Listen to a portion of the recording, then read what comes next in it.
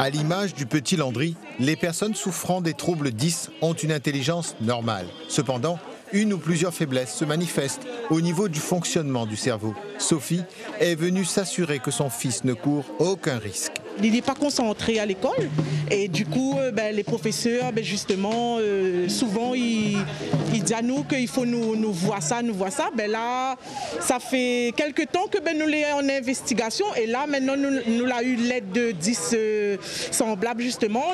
Elle a aiguillé à nous vers où ça, il faut nous savoir et là, nous, ça va rester. On va cibler la phrase qu'il faut lire et on va l'aider finalement à, par exemple, fluidifier la lecture.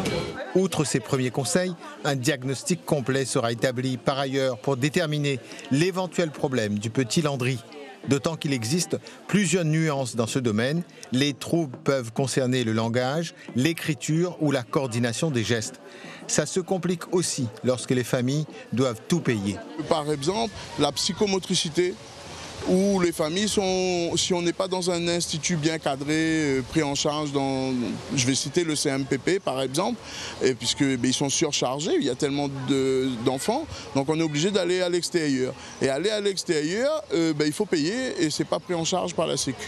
Troublé ou pas, Landry semble bien s'adapter à cet outil. Je suis en train de pédaler en même temps, de faire des dessins.